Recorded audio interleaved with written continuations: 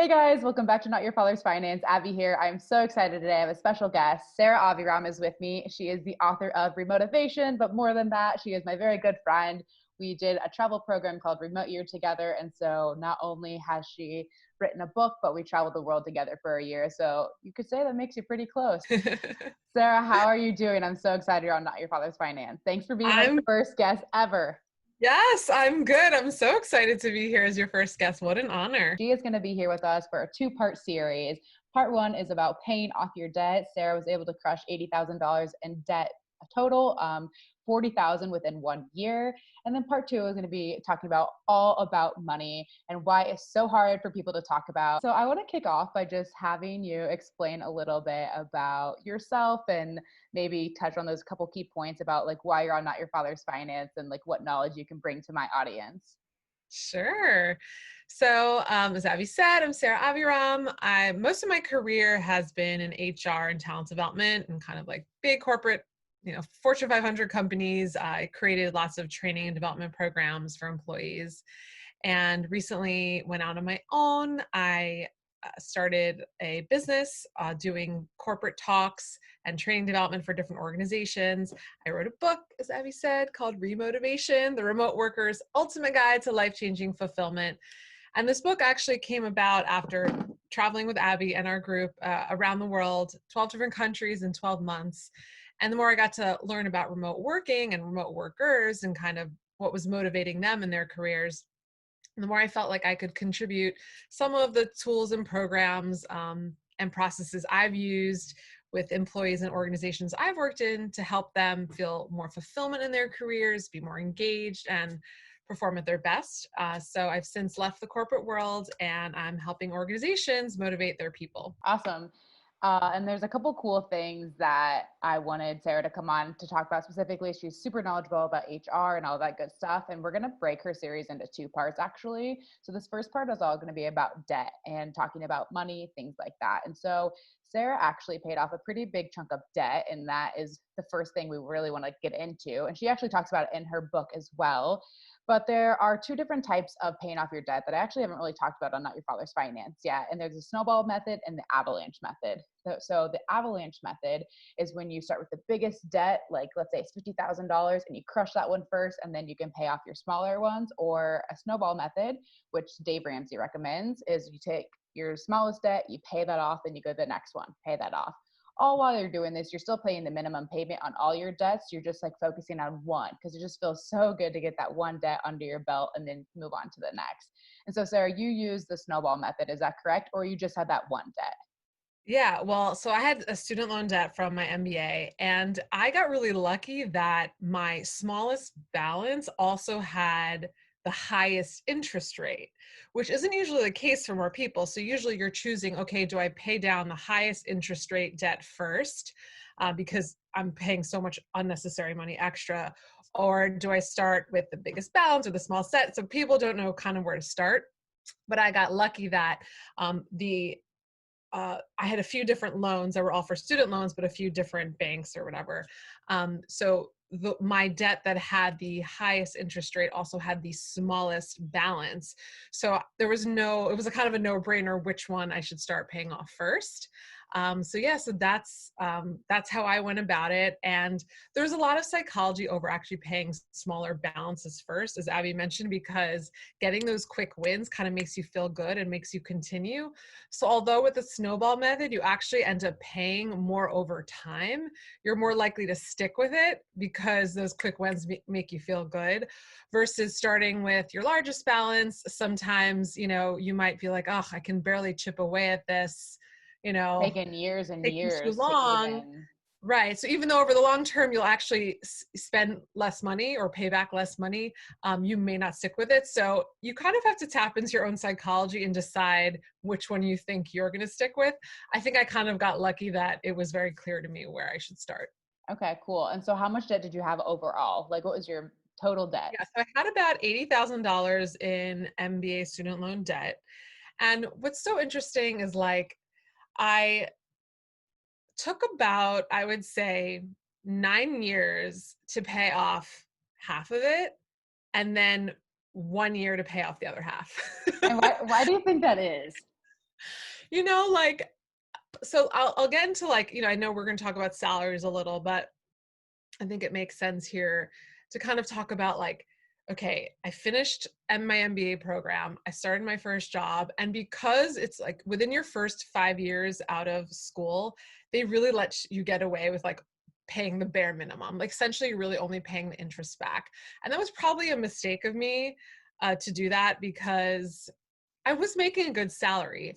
MBA degrees, for better for worse, tend to be this like equalizer when it comes to salaries.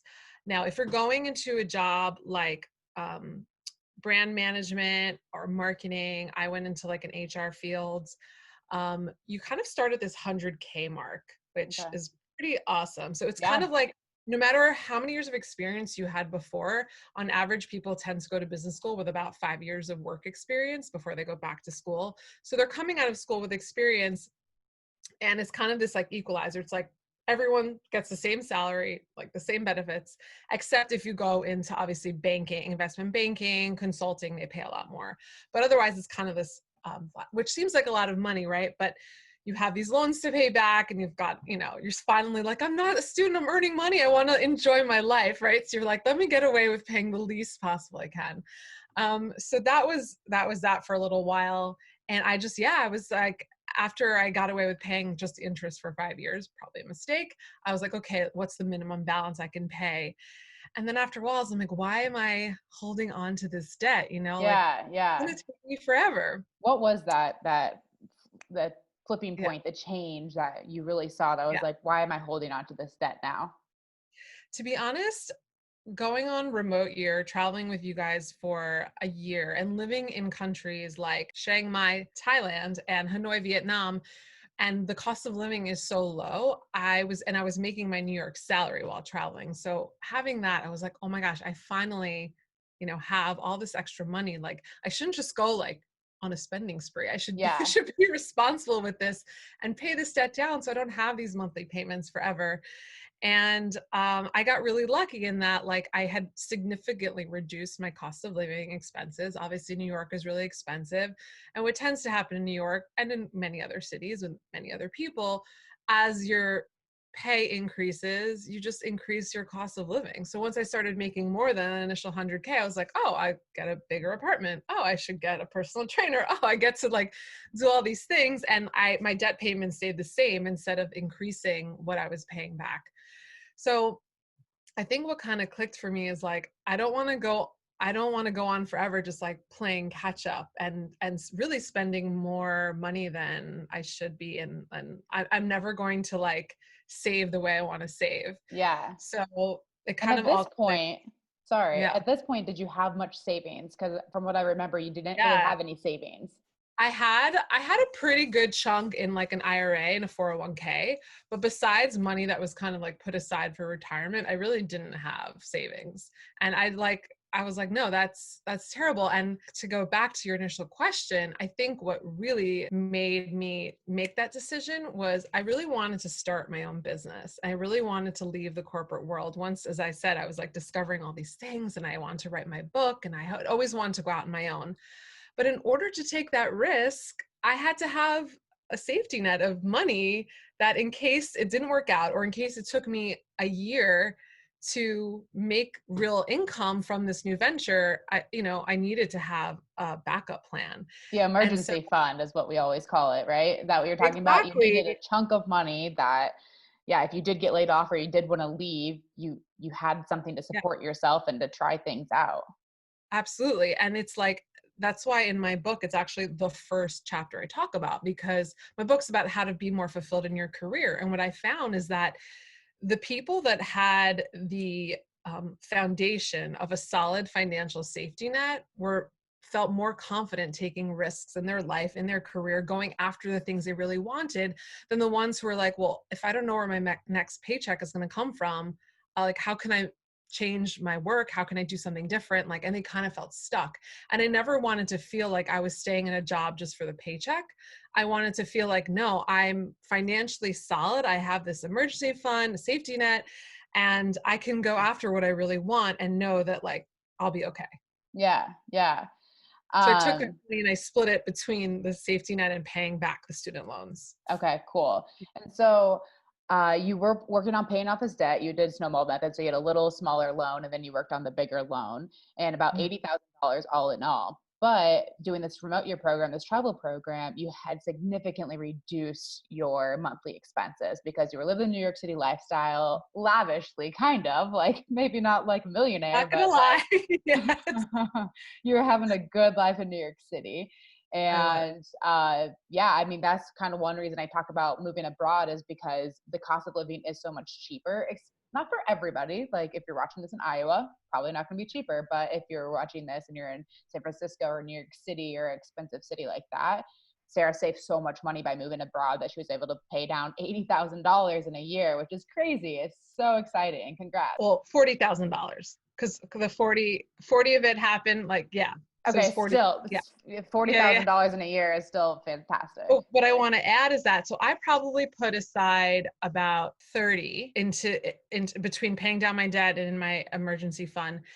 And then the other benefit of living abroad is this foreign earned income exemption tax. So, um, for those of you who don't know, if you live outside of the US, but you're earning, in your money from the US, you're exempt from paying income tax in your state. So I ended up getting a $22,000 tax refund, Wow. which was crazy. So that was like that extra. And so I ended up, yeah, I And so ended what up did you putting, do with that? So at this point, what'd you do with that 22K? Because didn't you have a point that you had to decide if you were going to crush the rest of the debt and have the debt be zero and or have an emergency fund? Did you have to decide between the two? right. So I did have to decide between the two. I was like, okay, at that point I had like $15,000 left in debt. And I was like, okay, I could pay this down, So clear it. close. I know, clear it out. I was like, oh, that would feel amazing. At the same time, COVID hit, and I was like, and I left my job at my company, and I was like, what if I'm starting this business and like no one hires me for a long time and I don't make any money? Like I really wanted to do this. I'll feel so much better if I have a larger safety net. And my interest rate on my final loan is like 1.5%. So I was So like, low. okay, we're not talking about a 7% interest rate. I was like, okay, it's not terrible, and the interest rate. And I feel like I would feel so much more confident to go after what I really want if I put that money in my emergency fund or safety net, whatever you want to call it. And so I ended up doing that. So I still have this like itty bitty loan. And I'm hoping in the next few months, like when I get even more gigs, I'll just like pay it right off. Okay. So then how much do you have right now in the emergency fund or safety net? There's probably like 12,000. Oh, in my emergency fund? Hmm. Okay. So I had to borrow about 10K from it, ended up being about 50,000. So I have 40,000 still in the Okay. emergency fund. Yeah. Okay. Yeah. So, And I have about $10,000 left of my debt. So okay. I could totally pay that off right now, but I'm kind of like, just in case, like, let me Yeah. see how the next 2 months go. And if I see they're going well, I'll just pay it right off. And if you had a job, it'd be no question. It's like if you have the job, you crush it, and then you have Yeah. 40K in emergency fund, which is plenty. That is an insane emergency fund. But Yeah. since you recently were laid off during the pandemic, then you had the decision to make. Do you finish paying off this debt? You have the money for it, but is that Right. responsible? There's a national pandemic happening. You're choosing not to maybe go back to corporate life, but pursue your own business and grow that on its own. Most Hmm. businesses aren't super profitable in the first year or two. And Right. so you're giving yourself a chance to follow your dream, which I think is only possible right now is because you have that emergency fund. Exactly. And I think the reason why I'm not saying emergency fund is because I think of emergency fund as like, just in case something happens to me, I have this money. For me, it was like, I might end up using that money like for rent for like my daily life. And the way I calculated how much I'd put aside is I thought about the money I spent on remote year. I didn't think about my New York City life. I was like, okay, I can spend way less, Yeah. and remote year was pricey for a travel program, but I decided like, okay, it was $2,000 a month for remote year to live. And I calculated an additional $2,000 of spending for food, life, adventure, whatever. So in my head, it was about $4,000 a month. So my goal was to put aside 12 months worth of expenses, which equaled $48,000. So that's Yep. why I ended up doing that. Okay, I love that calculation. That is actually like what I'm trying to figure out this year is I have no idea what my monthly expenses are. I can kind of calculate it. I should go back and like see how much money I spend on a remote year. I think I estimated between like 40 and $50,000. Mhm. But however, yeah, I'm not so sure. So I think in 2021, I'm actually going to go through and each month kind of like write down what I'm spending, whether it's just a credit card bill or like rent, things like that, and try to estimate how much. I would like to keep it to my goal. I'm not going to like really limit myself, but like as I'm making these spreadsheets, I mean, I'd be like, yo, I can keep this month under 3K. And so like, can I survive on 3K a month? You know, does it have to be 4K to live the adventurous lifestyle I live? Like, you know, what's the balance? So I think 4K is a great start. You can Yeah, definitely live cheaper than 4K a month, for but it sure. also leaves enough to, like you said, be adventurous, like because life Right. things and whatever. Yeah. Also, like this month I'm in New York, so I'm spending more, but next month I might go somewhere where I'm spending a lot less. So in my mind, it was like evening out because like if my rent is higher than 2000 a month or whatever it is in New York, I just felt like I knew I'd be comfortable with that amount no matter where I was living. And I didn't have to only live in like very, low cost of living places. I For could have the sure. option to be in New York where my family is if I Yeah. wanted to. Yeah, absolutely. And that's just a really big benefit to nomad life or remote workers. So if you're newly remote and you haven't taken that jump or that stab at living somewhere else, try it for a couple weeks or try it for a month, book a place. And even in the US right now, book a place, an Airbnb for a month. That's a lower cost of living than what you have now and just see how it goes. And then, once you get comfortable doing a month here or there, then pandemic allowing, you start to go abroad and then you can like toughen your skin, Yeah. whatever, thicker skin. I think that's what I'm going for. you know. Yeah, some people are even not going abroad. They're just like moving outside the center of their city where there's just like a less expensive town outside. If anyway, there a lot of people are now remote, not by choice necessarily, and so they don't have to go into an office in the city center anymore. So they could live in the suburbs where it's cheaper just for a year to lower their costs. So there's a lot more options now, especially that not everyone needs to be going to the office every day. Yeah, absolutely.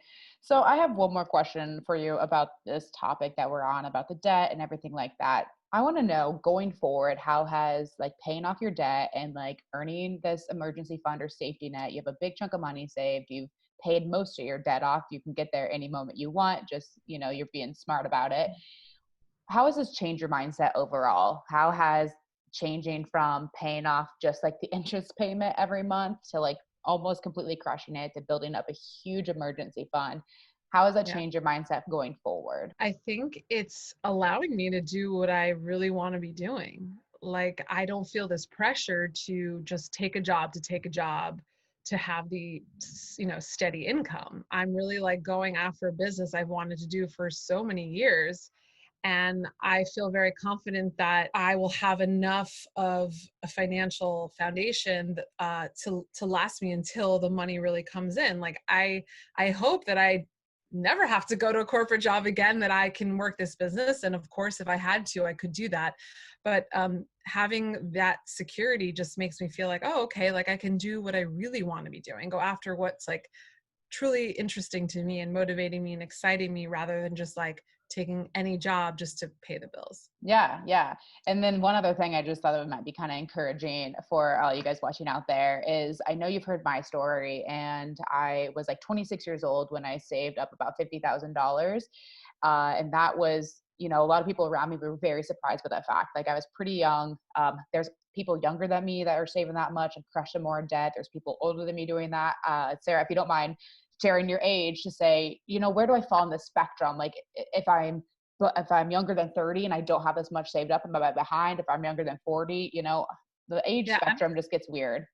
I'm 38, and I think like didn't really have a good financial education, and it's not something they really teach in school. And a part of me was like embarrassed to ask questions at this age, feeling like I should know this stuff. Like and I just but at the same time, I was like, okay, what am I? So I'm never going to learn. Like I have to start with the basics, and I have to start. And it's, the earlier you can start, the better. Saving, investing, and learning how to, and paying down your debt and doing all these things will just set you up so much better for the future. So I feel like not being ashamed of not knowing, and just like, it's never too late to start educating yourself. Yeah, I just feel like so many people out there, myself included, was just like a couple of years ago, I was sick about not knowing about money and like how to invest and how to save. And that's when I really got kind of deep into Dave Ramsey and some other podcasts, and just like trying to learn this information. And then it's frustrating because you watch some things out there and it's so hard to understand. Like you can't actually understand what they're talking about when they're talking about investing or finances, because they're using big words and language, and it just like, it doesn't make you feel good to like feel Yeah. like you're behind or just like not being able to understand, which I think it is understandable, at least at the very base level. And, Mhm. you can grow your knowledge from there. So, and it's, it's never too early to start and it's never too late to start. So, at 38, she was able to pay off most of her debt, and it's completely changed her life. Like you don't have to change your life at 23. Like you have time. I find that Yeah. really, And I think the coolest thing is that I actually didn't have to increase my income in order to pay off all my debt. And I didn't have to eat ramen and live in like a shoebox. You know what I mean? So like yes. to me, that was the amazing part. And like you said, I know that's not the case for everyone. I know New York is like an expensive city where salaries tend to be higher. And so it was easier for me to go live somewhere else and spend less money. But it's a mindset shift in so many ways. Like, wait, I get to travel the world and do this amazing adventure and save money. Like that to Yeah. me was kind of like a crazy thing. So everyone has their own version of like what they can do. But for me, that was pretty awesome. And that's exactly again why I started this channel, is just because no one's story looks the same. And that's why I want to have these interviews with people, because Sarah's 38 and she had a pretty big New York salary and she could live in New York City, but then moved abroad and was able to pay off 40K in debt in a year. Or, if you're living in a small town, it's just like people have different stories, different ages, all these things going on. And so I love that people can just like tune in and like figure out what works for them. Sarah didn't have to eat ramen, but if you want to eat ramen for a year and like crush your debt, then by all means, like take Yeah, that route. yeah, yeah, totally. Please like spill everything where we should follow you on, where we can buy your book, all of that good information. Thanks. So my book is called Remotivation: The Remote Worker's Ultimate Guide to Life-Changing Fulfillment.